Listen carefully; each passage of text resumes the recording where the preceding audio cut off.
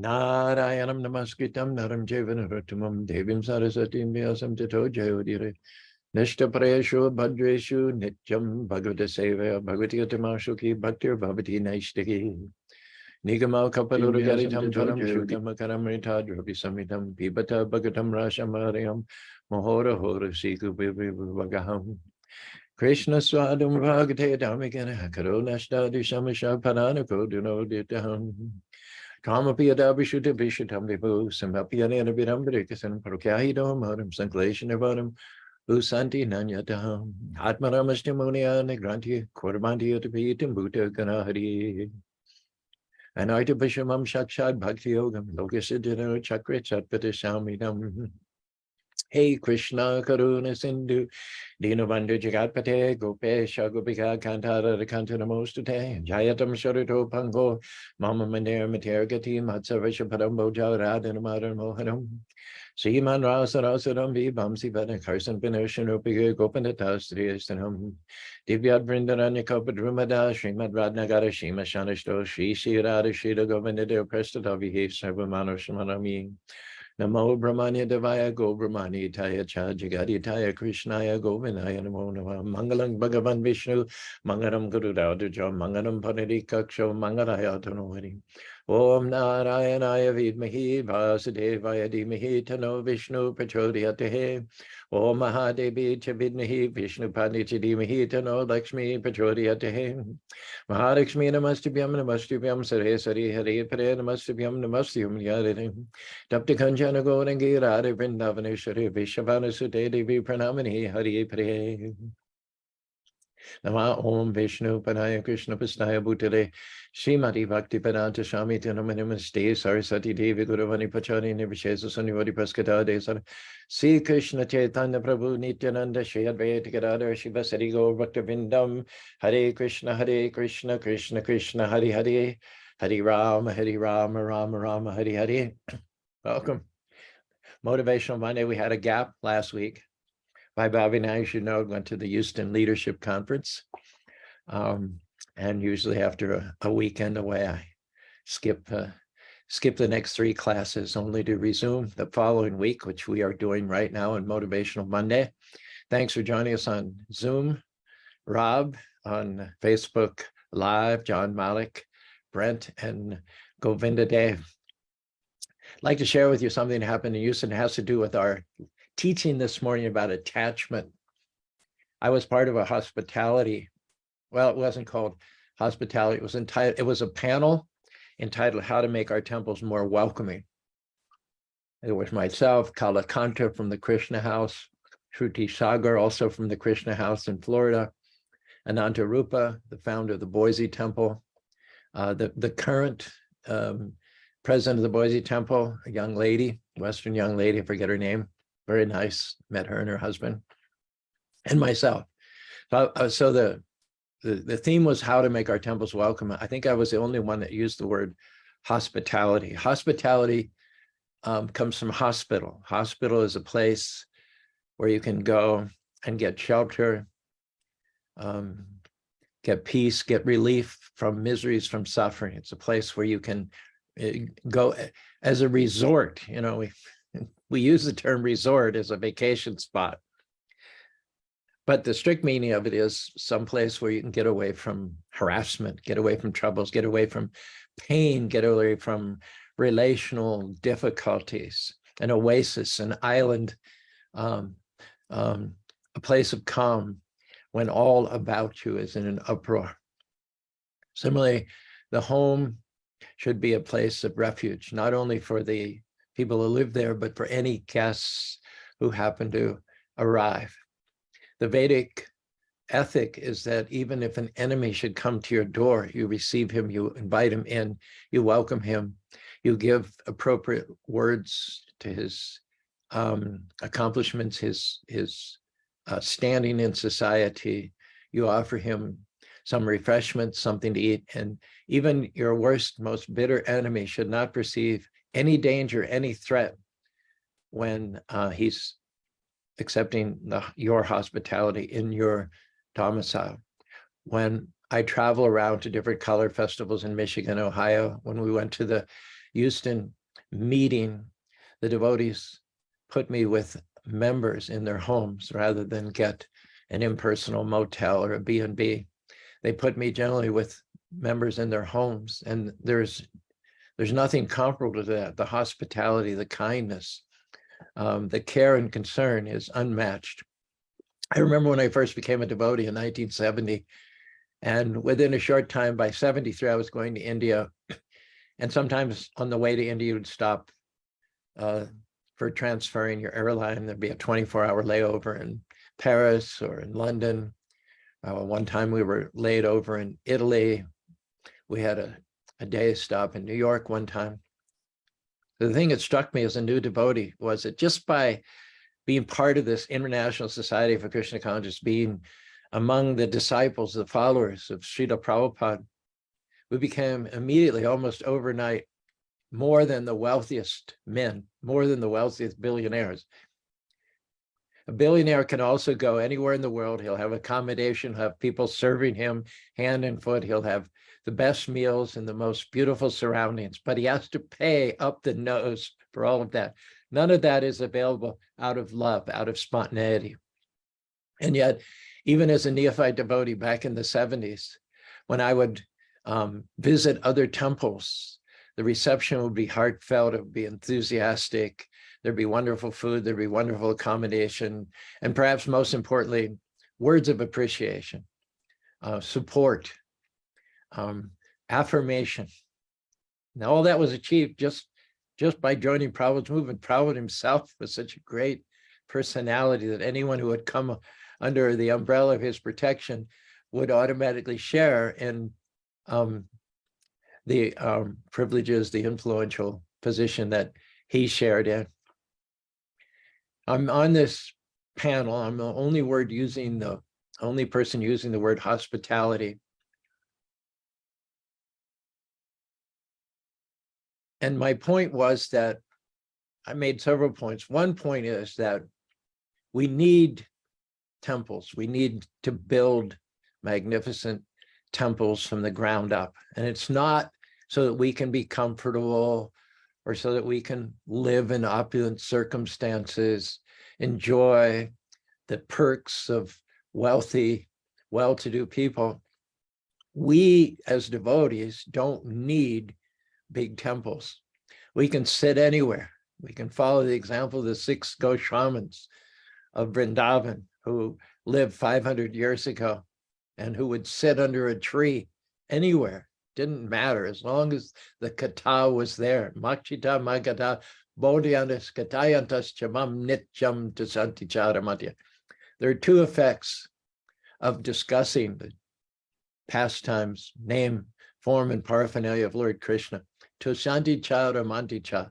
One gets deep satisfaction. One gets satisfied on a deep, deep, deep, deep level. The level of the heart, the level of the soul. No other stimulus can provide that deep level of satisfaction. And then romanti, bliss, a kind of bliss which knows no bounds, which has no beginning, middle, and end.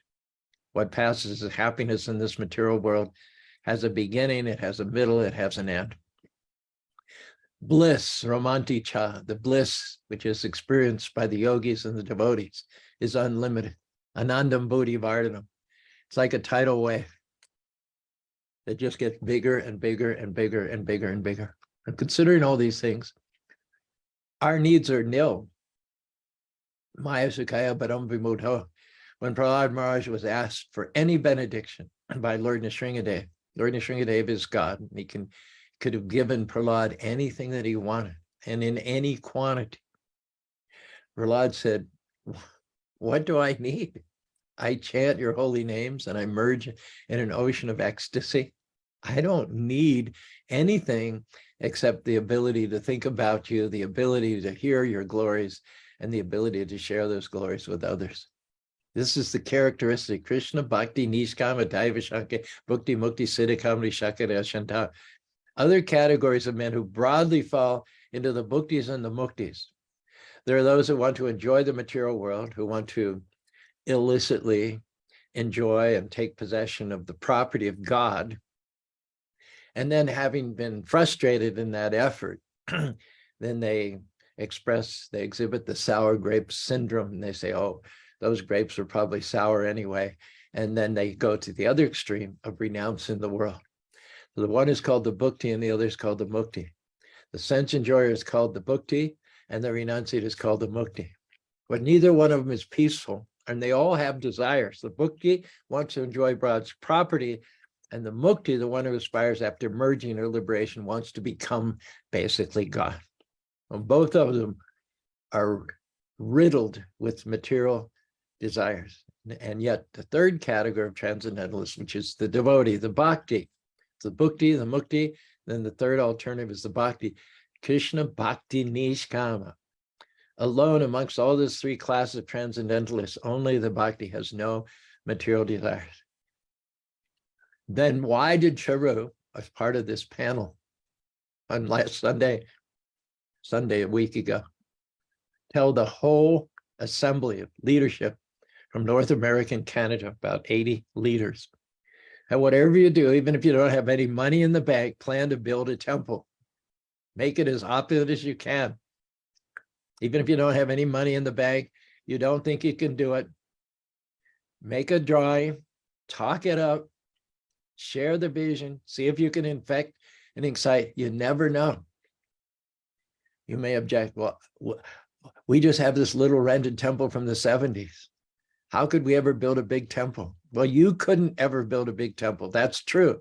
But Kṛṣṇa can do anything. And you have no idea what Kṛṣṇa has in mind. Bhavi and I came to Utah. It's like 90% another religion. There were no devotees, no resources.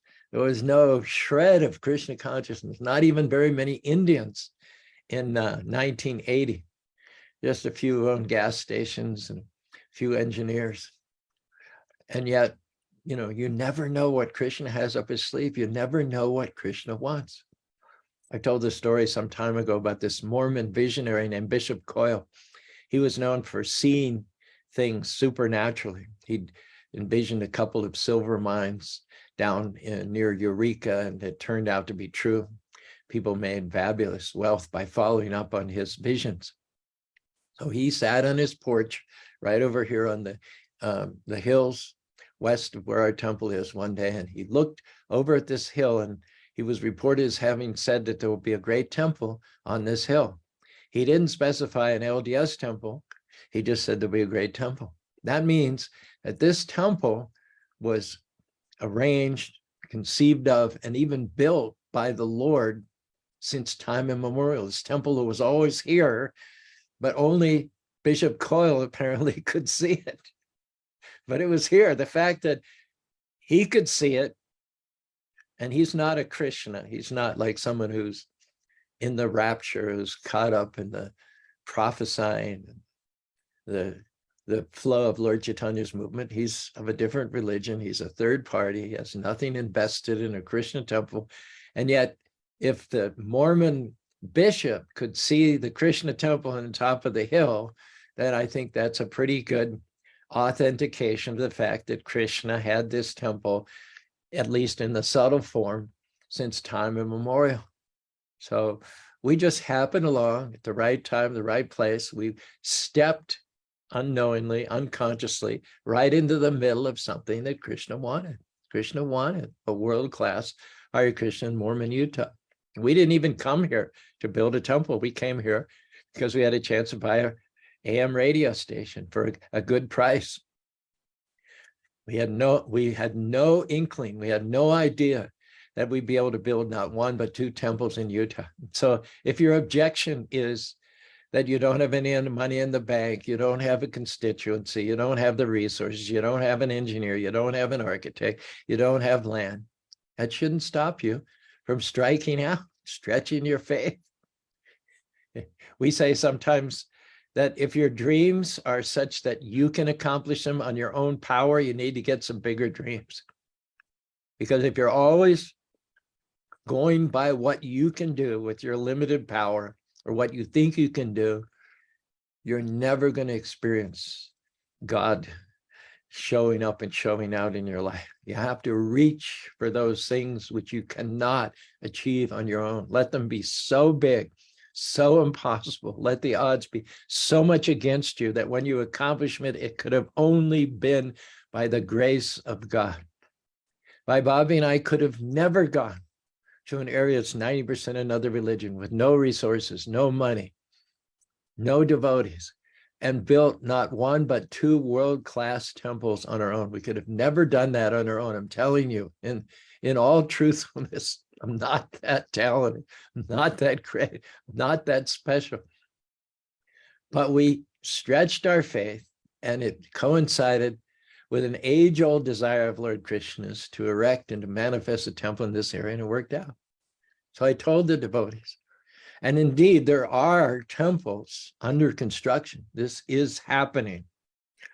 There's a temple that's going to open in Washington, D.C. next month, Thanksgiving weekend, a $12 million temple. When I was in Columbus, Ohio for the Color Fest in September, my host, Prem Balash, took me outside of the city to a 50-acre plot where construction had been just started on another $12 million temple. In August, so within 18 months, there'll be the opening of a beautiful temple in Columbus, Ohio. There has been a temple in Baltimore for several years, and temples shortly to open, a second temple shortly to open in the Seattle area. Tucson is building a temple. So this is a trend. This is a trend, though ISKCON has been around since the early 70s. Only now are we experiencing this explosion of temple growth. And why do we build a temple? We don't need a temple for ourselves. We don't need a temple. We just need the kata. We need Hare Krishna, Krishna Krishna, Hare Hare, Hare Ram, Ram Ram. That's all we need. Goosebumps are up. The hair on the back of our head stands on end. We get all excited. Why do we need a temple? Why did I tell the devotees at all costs build a temple? Because we love to trade. Our currency is the sound vibration. We hear from those who are more advanced. We share and confide in those who are our peers. And we teach those who are willing to learn, who are less advanced than ourselves. Our currency, the tools of our trade, are sound vibration and preaching. Therefore, if I'm going to preach to someone, if I'm going to share the culture of Krishna consciousness, I want my words to have maximum impact, ladies and gentlemen. I want them to have maximum impact. And so if I back up my preaching with a beautiful temple, which is well known, which is architecturally pleasing, which is a boon, a blessing in the society. Someone once told me, Caru, your temple there in Spanish Fork, it's a multi-million-dollar performing arts center that didn't cost the public a penny in tax money. And that's the very least of it, a multi-million-dollar performing arts and festival center that did not cost the public a single penny in tax dollars.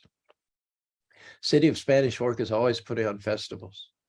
They have the Spanish Fork Fiesta Days. They have the Wind Festival. They have the Speed Festival. They have the Harvest Moon Festival. You know, we're festival people here in South Utah County. We're just brimming over with overflowing with festivals. But the difference between our festival and the festivals which are state sponsored or municipal sponsored is that they're all paid for by the taxpayers. There isn't a festival that occurs in Spanish Fork that hasn't been paid for by the taxpayers. The city officials get their salaries from the taxes that the people pay. The performers are paid to perform on stage from the taxes that people pay. And also the festivals can't help, and I'm not criticizing anything here, because anything that brings the community together, anything that celebrates ourselves as a community is good. At the same time, the real community can only be on a spiritual level. Any community or coming together which does not go beyond or deeper or beneath the bodily differences of gender and ethnicity and income is ultimately not really going to fulfill the desired effect of bringing people together. As soon as I say I'm a Mormon and you're a Kṛṣṇa, or I'm a Catholic and you're a Presbyterian, those are boundaries. Those are fences that we set between ourselves. If I say that my heritage is Caucasian, or your heritage is Afro-American, or someone else's heritage, ancestry is Asian, those are all boundaries. They're all fences. They're all definitions which set us apart from one another. And all it takes is a little match in that powder keg to explode and inflate the differences between us, so that while we were mixing and conflagrating and celebrating diversity on an artificial, superficial, bodily level, it doesn't take much for all that to collapse and us to be at each other's throat. I heard that in Serbia and Bosnia, the Serbs and the Bosnians got along for many, many, many hundreds of years. You hardly even knew who was a Serb and who was a Bosnian. There was so much cross-pollination and so much love and reciprocation between family members that the idea of Serb and Bosnian never even came into it until certain political considerations kicked in, and then the Serbs were practically engaged in a campaign of genocide. The Christian Serbs practically went after the annihilation of the Bosnians, because the whole difference of Christianity and Muslimism was pronounced by politicians who wanted to get votes and to get into power. You know, we hosted just last Friday a delegation from Pakistan. They're in America under the auspices of a State Department program called Tourism at Religious Sites. I found out, I didn't know it, but one of the young ladies who was part of the delegation comes from the birthplace of Guru Nanak, which was apparently in what is now Pakistan. And also there's a place of pilgrimage within Pakistan where Guru Nanak went into Samadhi and wrote many of the passages of the Guru Granth Sahib. There are many Sikh places of pilgrimage, as well as Muslim, and some Hindu places of pilgrimage in present-day Pakistan. And so they were here in America to study such places as ours, which have been successful in attracting tourists to religious sites. So one of the Muslim fellows, I went down, I was circulating around as the host, and I sat down with three Muslims. And the one man was eating, they were eating lunch from our buffet. We had chana, we had basmati rice, we had dal, we had samosas, we had saag paneer, we had papadums, we had chapatis, as well as a salad bar. So this man was a Muslim with a big smile on his face. He said, I love this food. He said, I get it back home all the time. I said, well, you're Muslim. How is it that you're eating papadums and samosas? He said, my neighbors are Hindus and they always send food over. Every day they send food over. But we talked about how for hundreds of years, the Hindus and Muslims lived together. The Hindus would celebrate Ramadan. The Muslims would celebrate Janmashtami and Diwali. Hardly didn't have any distinction between the two. But then when it was in the interests of the British to divide and conquer, then they started emphasizing the differences between Hindus and Muslim and creating friction and chaos between them. If you read the book Freedom at Midnight, which describes the chaotic events surrounding the partition of India into India and Pakistan, there were a lot of killings between Hindus and Muslims, where, as for hundreds of years, they'd lived very amicably together. But why do we want to build a temple? Have I gotten off track? Have I, in my old age, by the way, it was my 77th birthday on Saturday. Speaking of getting off track, no sooner do I start to get on track than I get off track again. But it was nice. My mommy gave me a whole basket of delectables like papayas and avocados and special health bars, some fresh squeezed juice, and some honey crisp apple juice, which I'll be nourishing my physical body on for several days to come. And when I went to Salt Lake City Temple on Saturday night, they had made a video. Ishan Sharma, Kapil's son, had put together from our Facebook page going back years and years, many photos. He put a soundtrack to it. So I sat there and watched pictures of myself in chronological order. The earliest of which was me sitting in an airport in Australia, or rather standing while Prabhupada was sitting in an airport in Australia in 1971. And throughout the decades up to the present time. And they cooked a cake for me in Salt Lake City. I was able to cut the cake and personally feed everybody a piece of a really delicious sort of cinnamon tasting cake, and everybody wished me happy birthday. The best part of my birthday celebration in Salt Lake City was one person came up to me and said, "True, you don't look a day over 50. Even better than that, a few minutes later, someone came up and said, "True, you look like you're only 40. That was my best birthday present of all. Okay. All right, let's see if we can get back on track here. We may be senile, our brain may be addled, but we're having fun. Honestly, I think this is the happiest time of my life, just between you and me. It's nothing. And physically, it may be a downside. Physically, there are certainly negatives, but I don't know if you've lived a life in Krishna conscious, aspiring after being a devotee, and you've had the association of devotees. You've been from temple to temple. You've participated in festivals. If your body has been consuming prasadam for decades and decades and decades, the pluses far outweigh the minuses. And the minus of this physical body going downhill is a plus too, because you can't drive something physical forever. It has a beginning, middle, and end, as we mentioned. You have an old car, and a 1985 car. It's got 175,000 miles on it. Spews smoke out the exhaust pipe. The windshields are cracked. There's strange noises coming from underneath the hood. Who in their right mind would want to continue driving such a car? You want to switch it out, get something new. Even if you're a materialist, even if you have material, sensual, hedonistic desires and ambitions that you like to fulfill, you're not going to be able to pursue them in an aging body. You got to switch it out. You got to trade it in for the newer model. So if you think of things in this perspective, then there really are no downsides. The only thing that we could be doing a lot better is that we could be in the spiritual world instead of this material world. But considering that we wanted to be independent, we wanted to be apart from God, God gave us a pretty good situation. He gave us it could have been a lot harder place to land.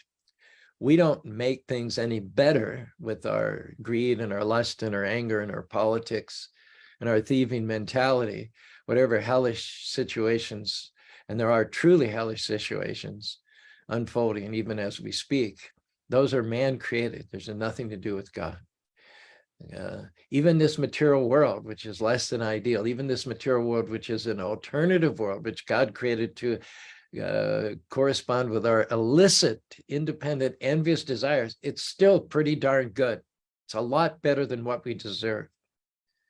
Om Purnamana Purnamidam Purnat Purnamodachate Purnasya Purnamidya Purnamibhavshi. God is full. God is Purnam. And anything that he creates, anything that emanates from him is also Purnam. It's also full.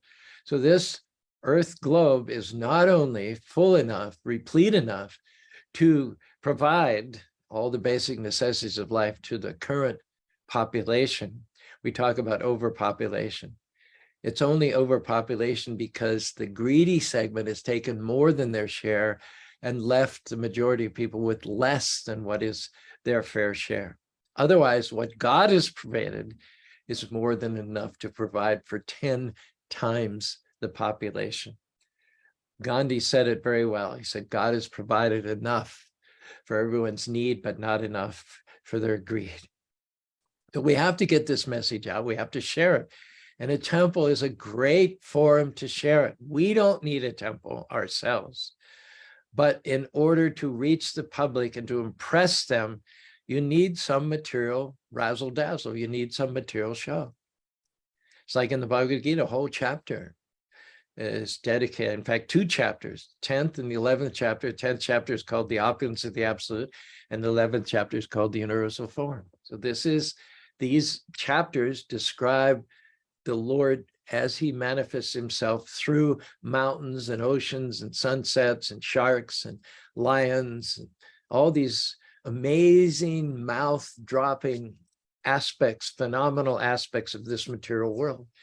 Most people can't understand God as a subtle, sublime, all-powerful living being who resides behind the curtain of matter. And so therefore, they are able to understand him only in terms of material terms. And that's why Kṛṣṇa describes himself in material terms in the 11th and the 10th chapter of the Bhagavad Gita. In fact, I think I should share my own paraphrasing of the chapter of the universal form with you at this point in time. No truth exists besides myself. Do not be misled. Everything rests upon me as pearls in a thread. I am the taste of water, the light of the sun and the moon. I am the syllable Om, the strength of the strong. I'm the fragrance of the earth. I'm the forest fire bright red. I'm the blazing sunset. I'm the alphabet from A to Z. I am the Paramatma dwelling within everyone's heart. I am the life of all that lives. I'm the ending, middle, and start. I am the sacred Vishnu of all sorts of lights. I am the sun, stars, and moon at night. The Himalayan mountains, unshakable and unbreakable, indicate me. I am the unlimited, endless ocean of vegetation. I am the banyan tree. I am Kandarpa, god of love, like Cupid with his bow. Of cows I am Saravi, who gives milk and limitless flow. Of hymns I am Gayatri, of seasons I am spring. Of months I am November, time of peace and harvesting. Of beasts I am the lion, of men I am the king. I am Yama, lord of death, who judges everything. Of weapons I am the thunderbolt, of conquerors I am time. Of rivers I am the Ganges, flowing, liquid and sublime. I am the wind that purifies the spirit apart from the flesh. I am logic, pure concise. I am all devouring death. All this is but an indication there is no end to my manifestations. Every opulent, glorious creation springs from but a tiny spark of my radiation. What need, O Arjuna, for a more exhaustive list?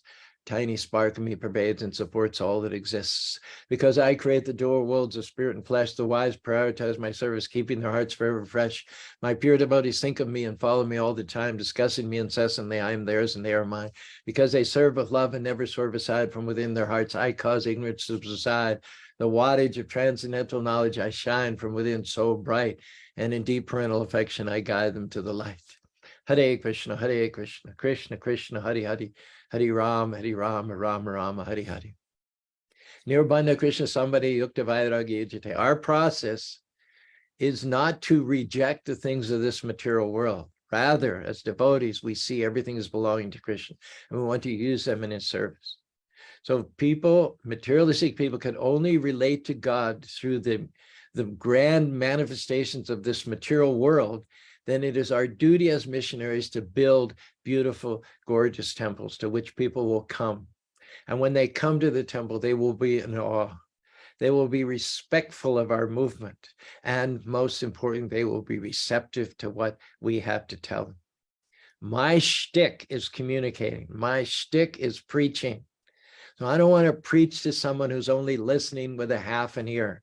I don't want to preach to someone who's, while they're facing me and looking at me, they're wondering what that ding on their cell phone was.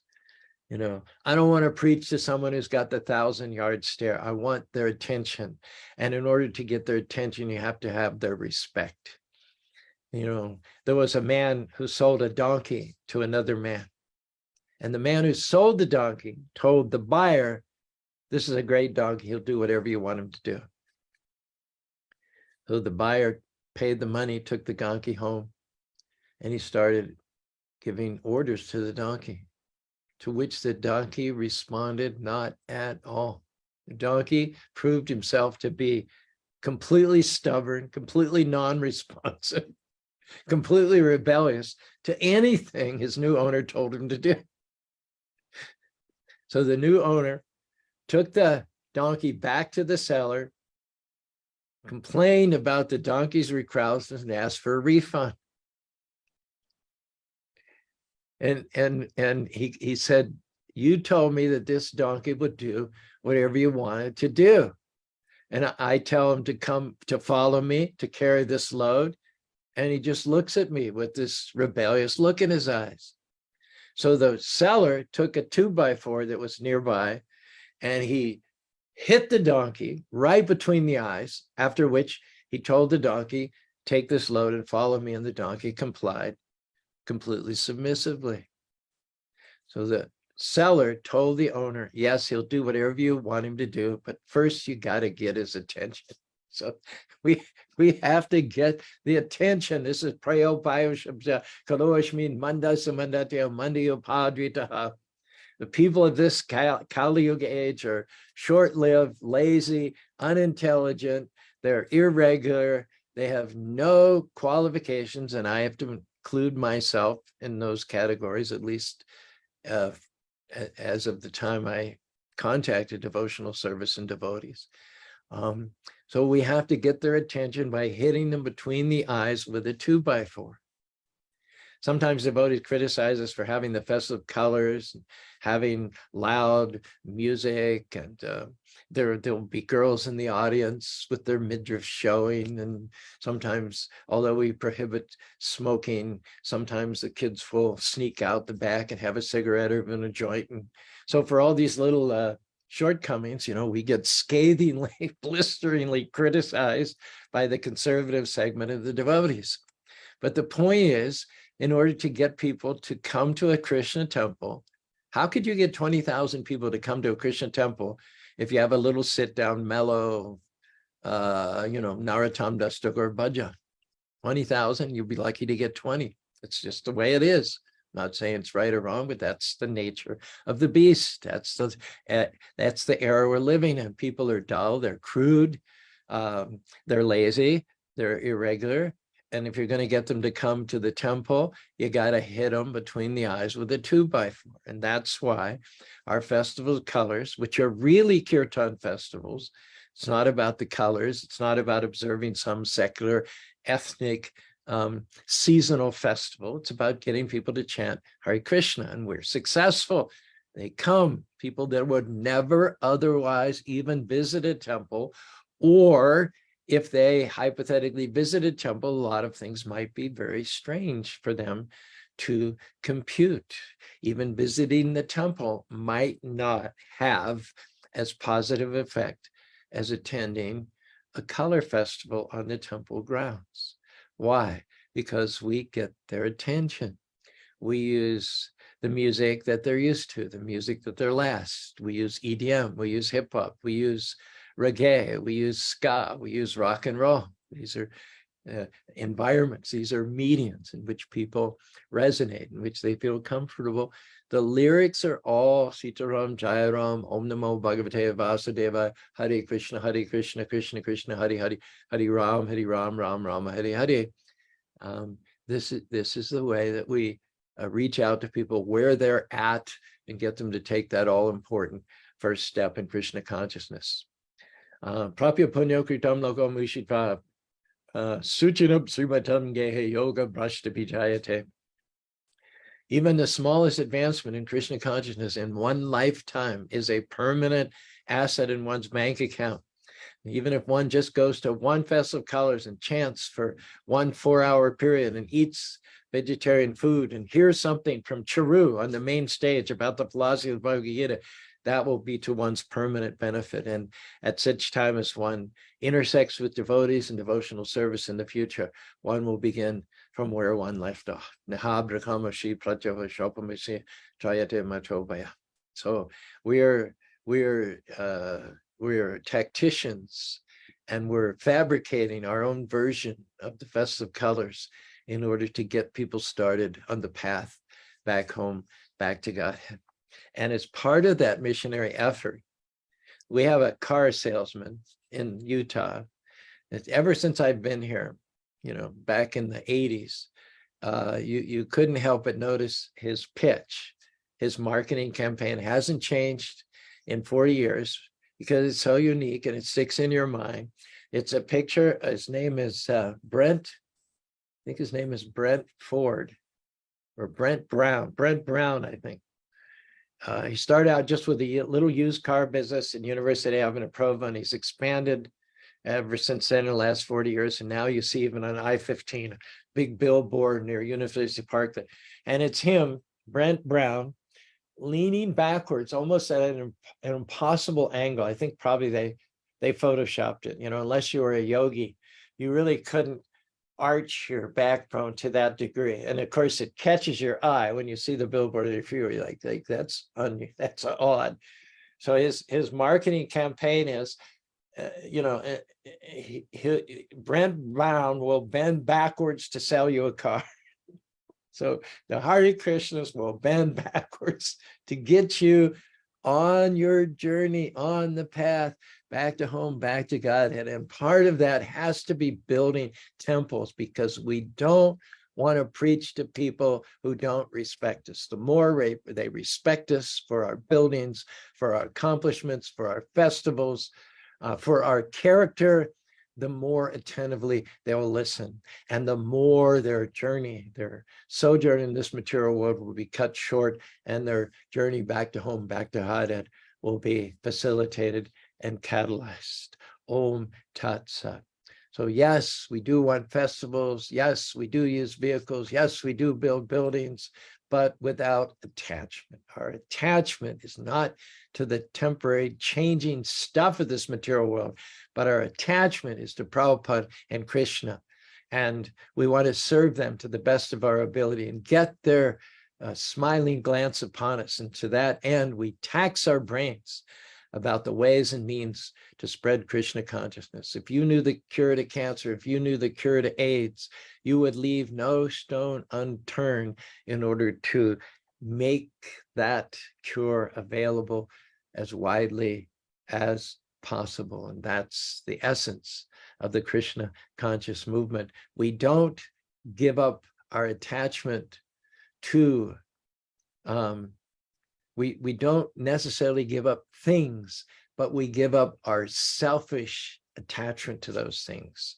We use all the things of this world in recognizing that they all emanate from Kṛṣṇa, they all belong to Kṛṣṇa, and they should not be artificially renounced, but whatever there is can and should be used in the service of the Lord towards the end of bringing every fallen, conditioned soul back to home, back to Godhead. Hare Krishna, Krishna Krishna, Hare Hare, Hare Rama, Rama Rama, Hare Hare. Well, thank you all for your patience. It's funny because I drop out for a week after coming back from Houston or coming back from a Festival of Color somewhere, and we haven't had the Monday, Tuesday, Wednesday programs, and yet when we resume it, you guys are all back. I'm honored, and I'm very humbled to Rob on Zoom. And this morning we had jumping on board right away, John Malik, a regular, a faithful listener, Brent Spencer, same category. Same could be said of Govinda Dev, Bhakti Gary. For 3 years now, Bhakti Gary's hardly missed a discussion. Krishnadas Tarachan becoming more of a regular attendee, and Jean, solid. Sundari Priya, again. Govinda Dev, and then finally John Malik. And the comments are mostly this morning, Hare Krishna, please accept my obeisances, Hare Krishna. John Malik said, faith is taking the first step, even when you don't see the whole staircase. That is an indisputable fact. So Rob, best for last, have you penned some takeaways for us this morning? See if I have the sound. Hare Krishna. I do. Haribo. All right. A billionaire can travel anywhere, but nothing can compare to a devotee's care. Wonderful. That's really well stated. Thank you. Krishna is on your side. When you do his will, he will provide. Yes, absolutely. When your faith is true, the things Krishna won't do for you are far and few.